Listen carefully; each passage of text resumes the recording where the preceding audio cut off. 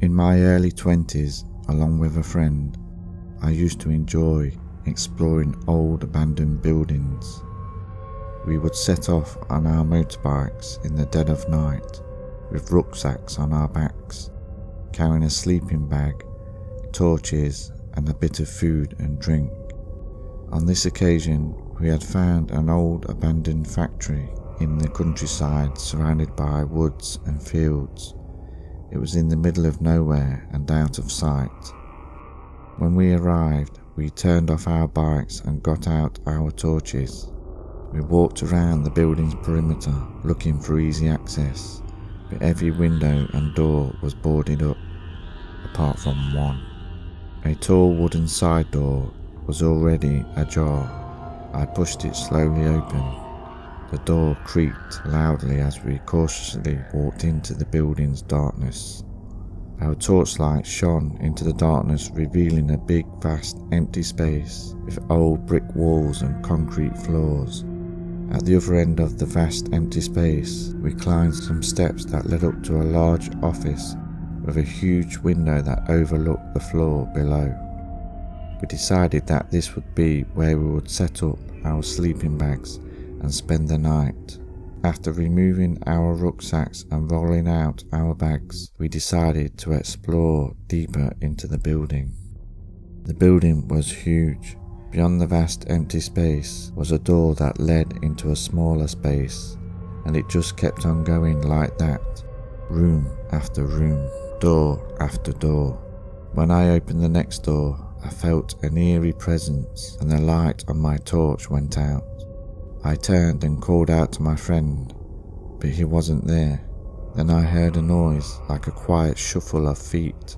It was pitch black and I couldn't see a thing. I asked if anyone was there. Nobody answered. I banged on my torch a couple of times to see if the light would come back, but it didn't.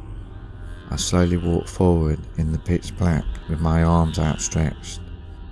I could hear the sound of quiet breathing. Then I felt my hands brush by on something that felt warm and clammy to touch. I immediately withdrew my hands and staggered backwards, bumping into something that felt like another person's body.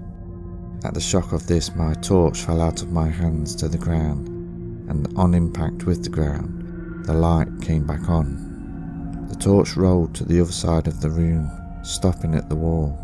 I walked over and picked it up, then had the fright of my life as I shone it into the room. Standing in the middle of the room were about a dozen figures. Tall, slim, naked white figures with hairless bodies and bald heads. They had their eyes closed as if they were sleeping, and hands with long, oversized fingers were crossed over their chests. I noticed they were rocking slightly, as if shivering from the cold. Panicking and scared, I looked for an exit on the side of the room I was standing, but there wasn't one. The only exit was the door that I came in, and to get to it I would have to navigate my way through the huddle of strange-looking creatures. Trembling with fear, I slowly made my way through the huddle. I tried to keep the torchlight low. I could hear their breathing and the sound like cats purring. I carefully arched my body this way and that, trying not to touch them. Then all of a sudden my friend opened the door with a loud bang, calling out my name. The creature I was facing opened its eyes in a flash, and for a split second it stared straight into mine before letting out a loud screeching roar. As I began to run, I banged into one of them and half fell. I recovered to my feet and shouted to my friend to run.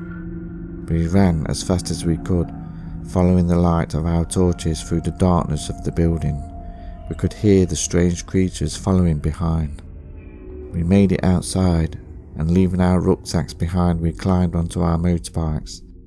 And as the headlight came on, I could see one of the creatures standing at the wooden doorway, angrily letting out a loud screeching roar. We rode off into the night, not stopping till we felt we were a good safe distance away, trying to make sense of what we had just seen. A few days later, in daylight, we plucked up the courage to return to the building.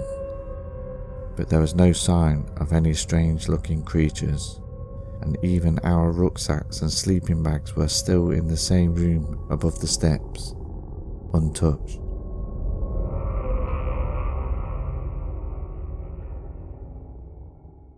When I was a child, my grandfather used to tell me tales of when his father worked as a lighthouse keeper.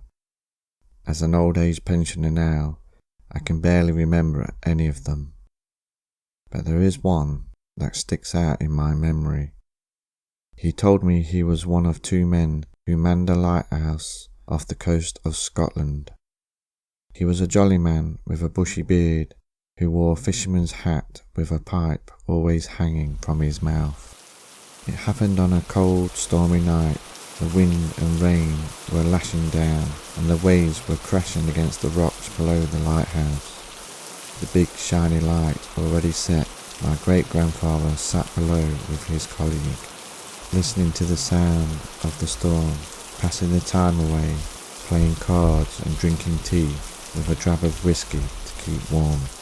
As the clock struck midnight on the mantelpiece clock, the sound of the storm suddenly stopped. My great-grandfather and his colleague both looked at each other.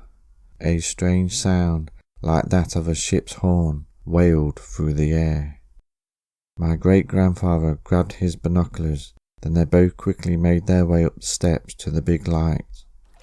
They both stood outside on the ledge, looking out to sea with their binoculars. The storm was over and the sea was calm, but there was no sign of any ship. But they did notice a strange mist in the distance, rolling slowly over the calm sea, heading towards the lighthouse. As they were about to go back inside, they heard a ship's horn wail throughout the air once more. Again they looked out to sea, but could see no ship, just the rolling mist edging closer and closer to the shore. Then, just as they were about to retreat back into the lighthouse, my great-grandfather thought he saw something move down below on the shore. They looked closer through their binoculars. They described what they saw as a tall, green, thin creature with a large head. It stood upright like a human, but looked amphibious in appearance, with webbed feet and hands. And there was more than one. In fact, my great-grandfather claimed to have seen about 20 to 30 of them, all of the same appearance, walking calmly out of the sea onto the shore. My great-grandfather and his colleague rushed back inside the lighthouse and raced down the stairs to secure the door and window below. And they sat and waited. The bangs at the door startled them with fright. The door handle turned frantically. Then all went quiet.